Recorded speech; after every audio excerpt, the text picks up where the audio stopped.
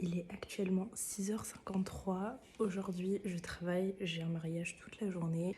Donc, je vais me maquiller et je vais essayer d'utiliser les mêmes techniques que j'utilise sur mes mariés et voir si ça tient le coup jusqu'à ce soir. C'est parti! Et voilà, j'ai fini de me maquiller. Qu'est-ce que vous en pensez? Moi, je trouve ça hyper sympa, hyper frais pour un look de mariée. Bon, sur ce mois, faut que j'y aille, mais je vous ferai des petites updates dans la journée sur la tenue du maquillage. Bon, il est 14h30, je viens de finir ma journée. Comme vous pouvez le voir, je viens de prendre la pluie. Franchement, c'est bien. Même les lèvres, franchement, et pourtant j'ai mangé, hein. Bon, bah voilà, il n'y a plus le brillant et tout, mais honnêtement, franchement, c'est pas mal, non? Qu'est-ce qu'on en pense?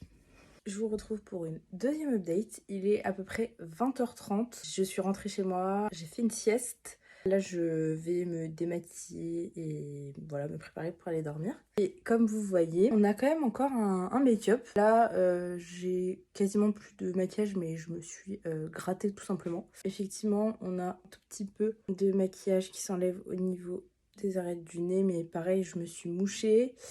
La lèvre a complètement disparu, mais c'est moi qui l'ai enlevé parce que ça me saoule au bout d'un moment quand j'ai à moitié du rouge à lèvres, à moitié j'en ai plus. Mais sachez que à moins que votre maquilleuse utilise une encre à lèvres, le jour de votre mariage, vos lèvres vont disparaître en quelques heures et c'est absolument normal parce que vous allez boire, vous allez manger, etc. Même en parlant en fait, on mange notre rouge à lèvres et du coup il s'en va petit à petit.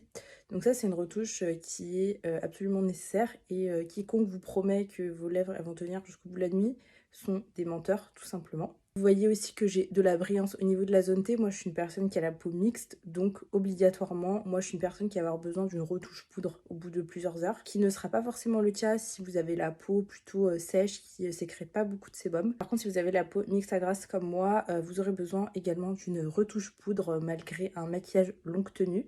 Et pareil, n'importe qui vous promettra le contraire est un menteur. Voilà, même si on utilise des primers matifiants, etc., au bout d'un moment, la brillance du visage reprend le dessus et c'est totalement normal, encore une fois. Et bah pour tout le reste, je trouve que ça a plutôt bien tenu. Je veux dire, j'ai encore du blush, du bronzer, j'ai encore mon ombré sur les yeux, j'ai encore mes sourcils de fait, etc.